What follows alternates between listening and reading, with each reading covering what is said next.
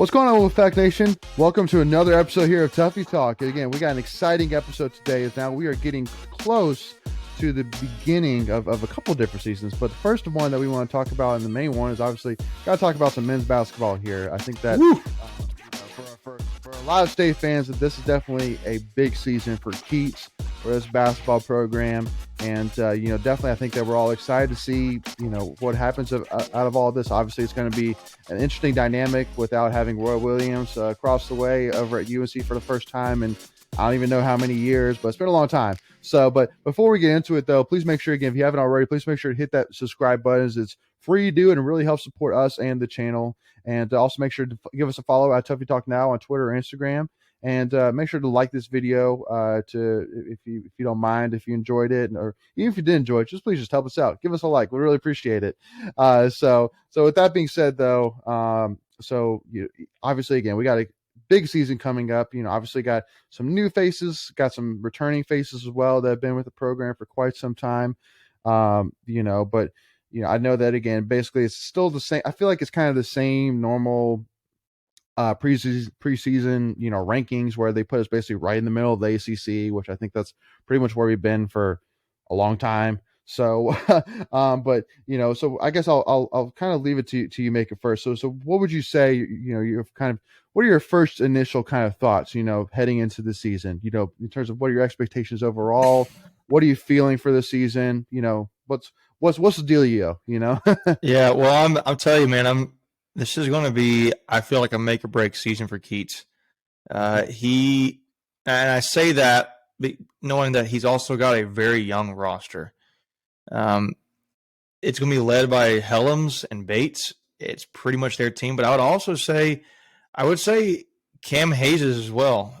Yes. I think you've got Darion Sebron and some of those guys who are kind of stable, but it seems like Hayes is the main guy out of those freshmen from last year. He's the point guard. We've talked about this before on previous podcasts. Keats' best season has been his first season. And ever since then, it's kind of slowly gone down, and it's slightly plateaued to being a bubble team, which kills me as a state fan. So I'm tired of being in the bubble, and I know state fans are. So Keats, to me, I think, I don't want to say this is a season that's going to make or break, like as far as like he's going to have to lose his job, but it could. You have to take it with a grain of salt, I think, as fans, because he's going to have, there'll be times he's probably going to be starting the three positions underclassmen, potentially. He's probably going to have Helms and Bates on the floor at all times, but then you're probably going to see Hayes, Sebron, and they've started Thomas Allen in the past. Don't think they're going to do that. Maybe they will. If they do, then he's an upperclassman. But maybe they're going to – I think that Quavion Smith is going to be – I think he's going to – Keats has already said – Keats has already gone on record saying he's going to be hard to keep off the court as far as like he also said – I think he specifically said it's hard to keep him from being a starter at times because he – is already getting recognized by the team as he is a go-to scorer. My biggest concern is going to be health of the team, particularly Manny Bates' health. Yeah. Behind Manny Bates, I don't know if Jalen Gibson or Ibi Duana are ready. I don't know. Yeah. I mean, maybe they are, and we haven't seen it, but and they clearly have been working in the weight room, especially Ibi.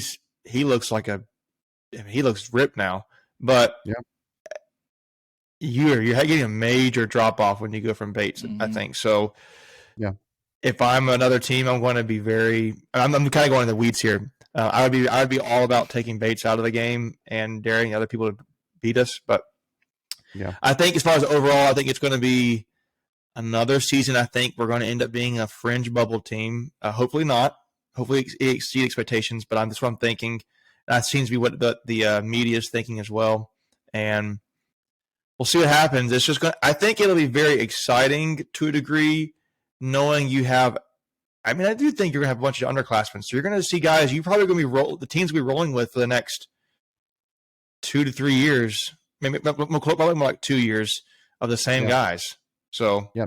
Well, the one thing which I will say, and Michael, I'll let you kind of announce as well. But one thing did want to kind of say on top of make his comments, that I think that one big difference for this team that I really feel is maybe a difference compared to teams of the past, and because it was said over and over again by Helms and Bates and Keats, is that this team seems to be a lot more close knit. It seems like the chemistry of the team is really, really good this year. Everybody's really close, and the relationships there, which is a big thing in basketball, where again it's really it's a tic tac toe thing. Again, you have to have that chemistry as a team. And maybe like football, it's more of that. There's a lot more pieces on the field at one time. But again, basketball, you gotta have five guys that are working and fine tuning together. So that might be a big thing that could be a big helping factor for the season. But we'll see on that. But Michael, I'll let you go ahead and kind of give your thoughts on the season as well. Yeah, I agree with Macon on what he said about we need to get off that bubble. We do line consistently. Yes, I think a lot of fans feel the same way. Yeah. But one thing also you have to remember is that this is only going to be Keats's technically third year with a full off season, kind of in a normal scenario like that. Last year was 2019, not. Yeah, 2019-2020 season, we probably would have made the tournament, and then that got cut short because of COVID. And then all of last year, no fans, limited practice and off season, games canceled. Yeah. So, I mean, it's his fifth season, but really only his third full season. Right. And, I think there's a lot of talent on the roster. It's obviously young, raw talent. Yep. But I think it's there. I mean, it's his best recruiting class since he's been here with Pass and Smith and Ross. Yep. And I think they're going to have to contribute early, but I think the talent's there that, obviously we're not going to dominate the ACC this year, but I think we can be competitive this year. Yeah. Like Macon was saying, it's really going to come down to Manny Bates, if he can stay healthy and out of foul trouble and keep us solid there, because we're thin. We're thin in the big men department. A couple of things I want to add real quick. What you said, one thing I think about is when with that note, and I want to go to that line of thinking to where it's thinking like this Keats didn't have a full off season or all that. He had COVID, but so did every other coach in the country.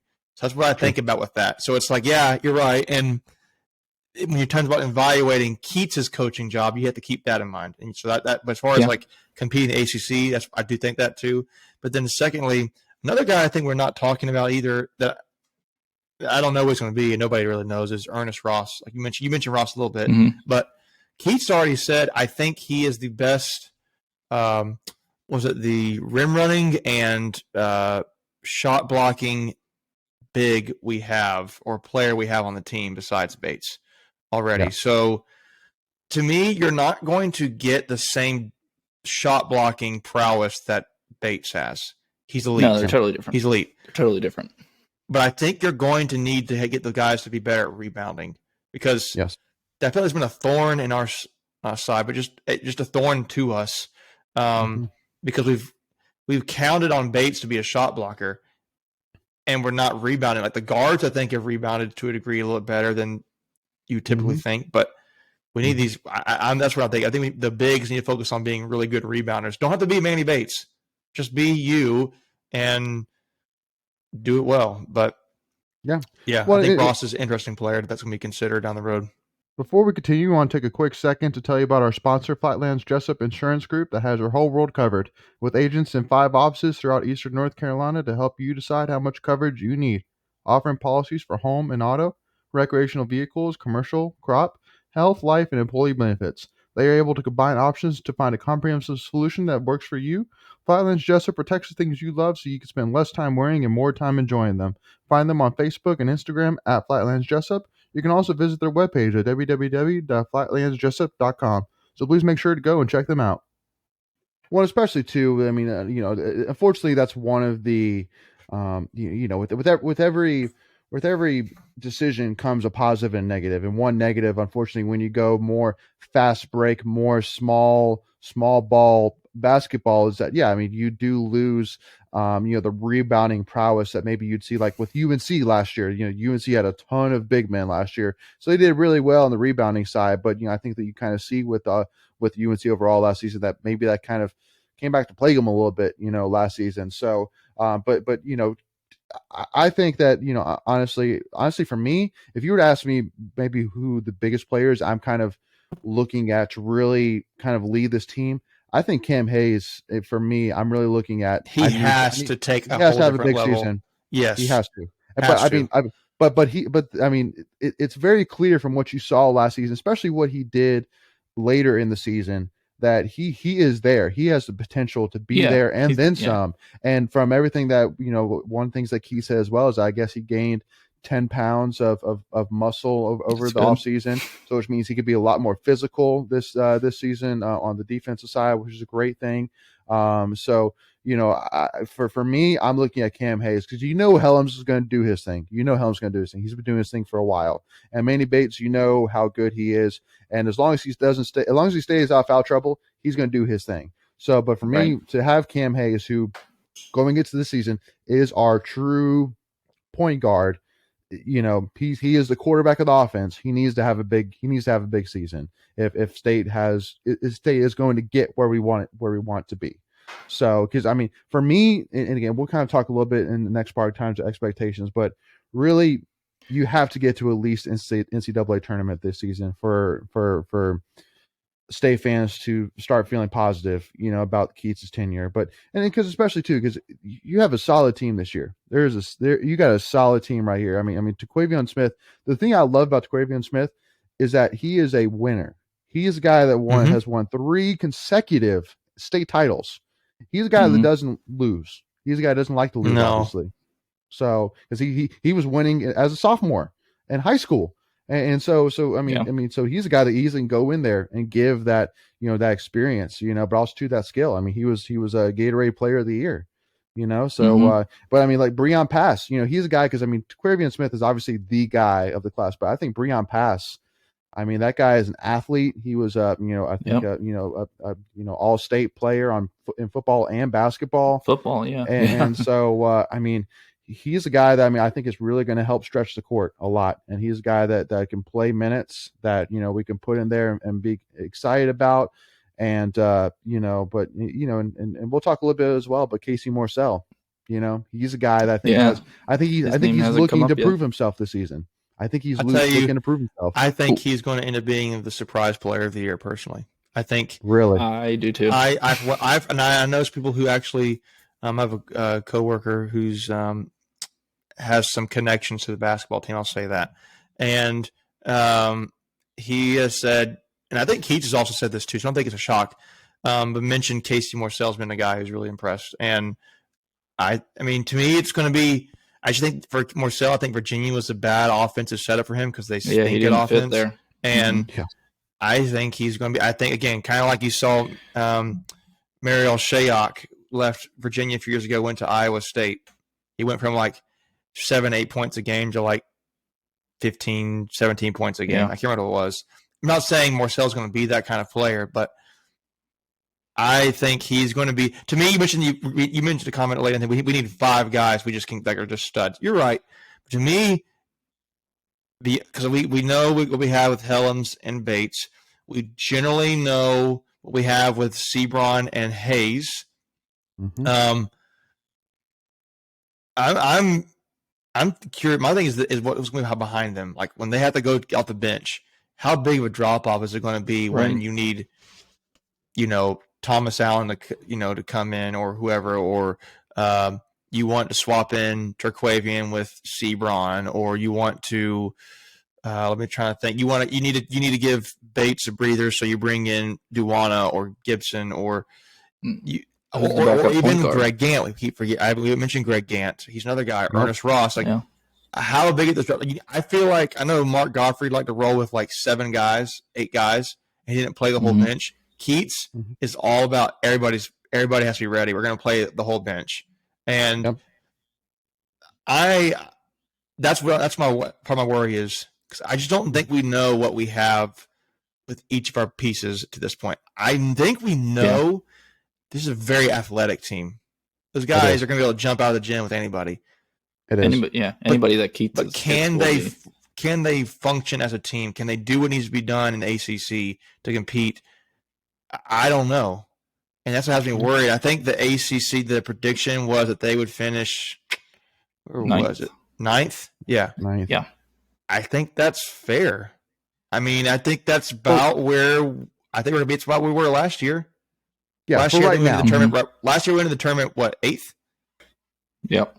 So well, and again, I do truly think that honestly, and I think you're kind of saying that, Macon, is that we truly don't know yet what this team is yet. You know, I mean, just because again, I mean, it really, I think a lot of it really depends on Keats, actually, which is again why I think that even myself is putting a lot of focus on Keats this season, because at the end of the day, I truly do think Keats can be. I mean, if he does a great coaching job, this team could be a sleeper in the ACC. Mm-hmm. It could be.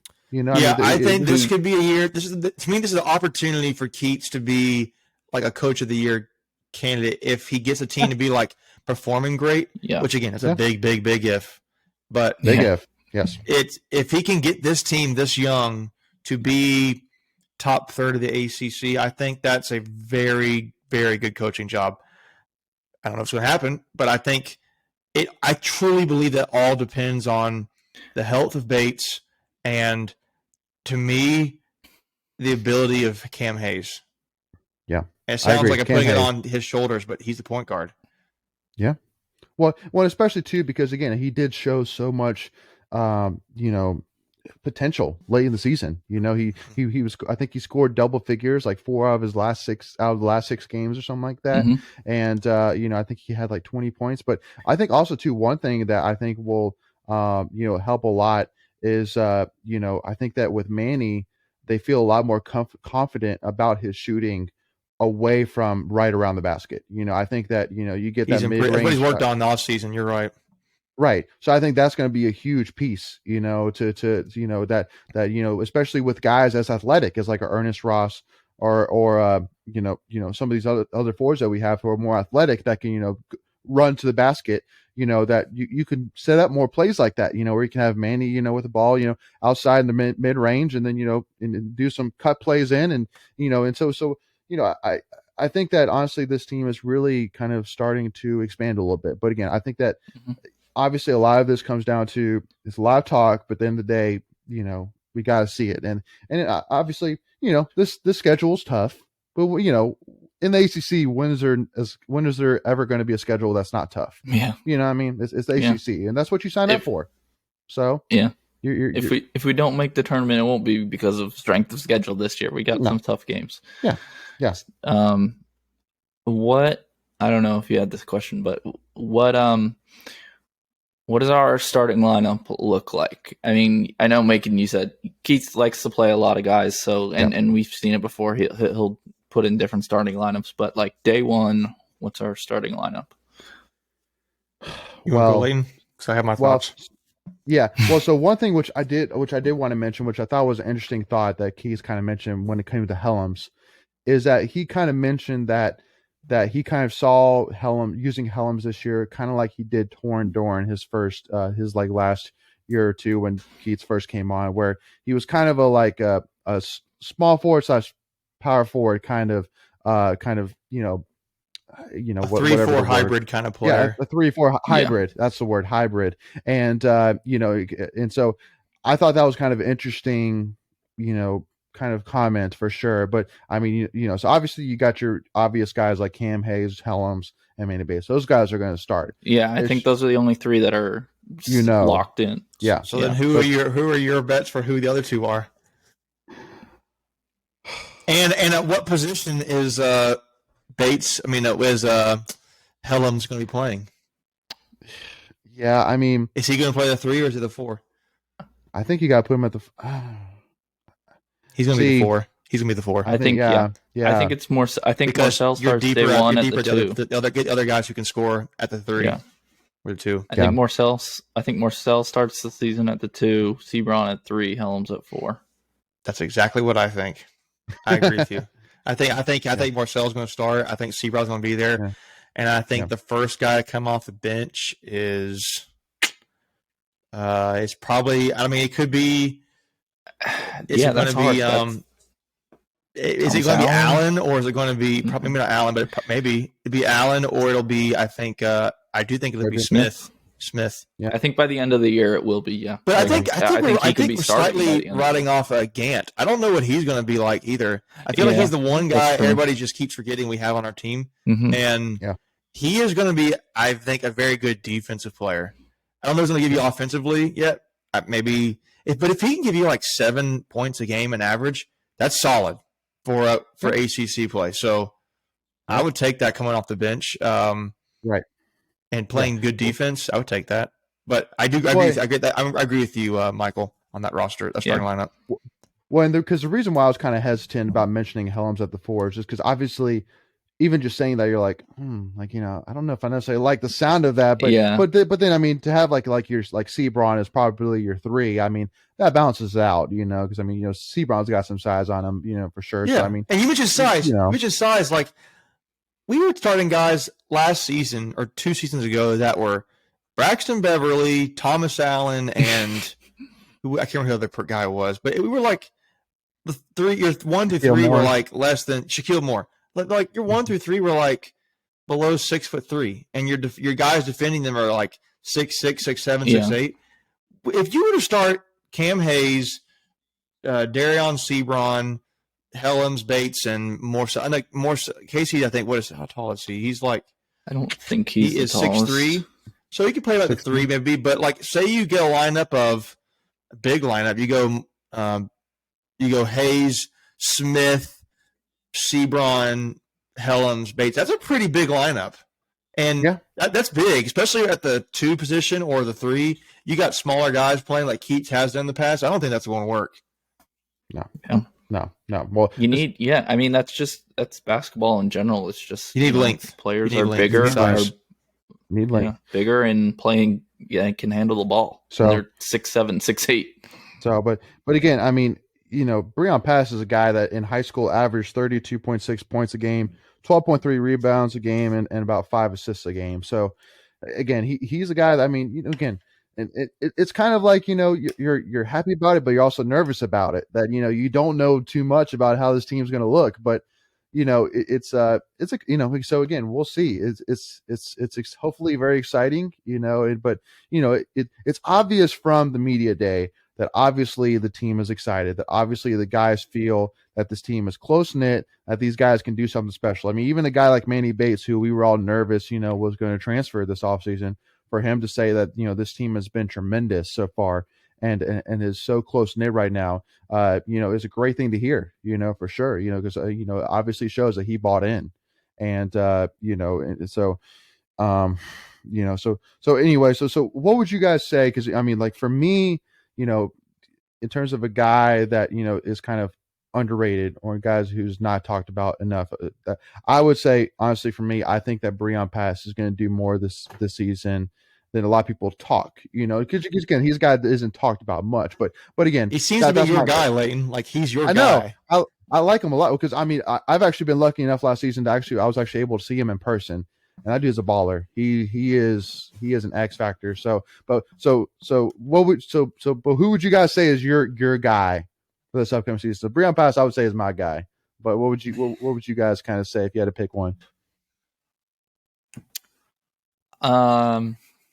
I don't know. I mean, without seeing him play, I kind of like Casey Morsell. I was going to say Morsell too. I was going to say Morsell too. He seemed, that's what it seems like. I mean, he was a highly recruited player out of high school. I mean, he went to Virginia. Yeah. He's obviously didn't fit well there, but he's more of an offensive guy. So I'm excited to see him play in Keats' system. But when you say the question was, who are we not talking about enough? Is that what your thing is? Yeah, there were 2 questions. But... I gotcha. Yeah, no. Well, so in terms of a guy, I guess a guy that I guess maybe the underrated guy. The guy that underrated guy. Yeah. In the ACC or on the team? On the team. Okay. I underrated. I think Cam Hayes is gonna have a big year. Yeah. He's going to have to. He's going to be able to see a big jump. And even though we all know he's going to be like the third, he's the third guy we think of. We think of Bates and Helms, but then we think Hayes. I think that, but I could also see Sebron being a guy, man. Like he just like people keep like, I do was making some athletic plays last season, and he's a true freshman, and he was. I can't remember his stat line. I'll have to go look it up, see what his stats were, but. I still kind of feel like Hayes and Sebron, but I think Sebron maybe more so is not getting the I'm trying to look, what was his average? Yeah. He played 17 minutes a game, and his average, he was shooting 48%. Wow. Yeah. He made 48.5%, and his three was 25%. So he can improve his three-pointer. But the dude's averaging basically every other shot he made inside the arc. And again, most of those were at the rim. He had a couple games last year. I was just gonna say he had 14 points one game, 17 another, where he could just get to the rim whenever he wanted. He was just so athletic and made some quick moves. Yep. And I just don't think he really got enough playing time to do that consistently, but I think he has that opportunity this year. I think you're going to see Hayes and Sebron really take a step up. Then I think you're going to be like, to the casual fan, they're going to be like, I think the two guys are going to say, who is that? A little bit. Yeah. Actually, I think it's three. I think it's going to be Ross. I think it's going to be Morsell, and I think it's going to be Smith. Yeah. The guy who I think that I don't understand why he struggled so much is Allen. Like, he's a shooter, and he had a bad year, and he did get hurt. He did get hurt? I forgot about that. Last year. Yeah, he did. Maybe that's part of it. Maybe he had a lingering thing, but he's got to be a knockdown shooter this season. Yeah. Mm-hmm. So thank you all again so much for tuning in during this part one as we kind of started to break down. So make sure to tune in with us on part two on Thursday as we continue this conversation, but also to talk about kind of our predictions in terms of how we're going to compete with the ACC and, kind of maybe talking a little bit about the ACC overall this year. So make sure to tune in then, and make sure once again to hit that subscribe button, give us a like, give us a follow on Tuffy Talk Now. And thank you all so much again for your support. And as always, go Pack.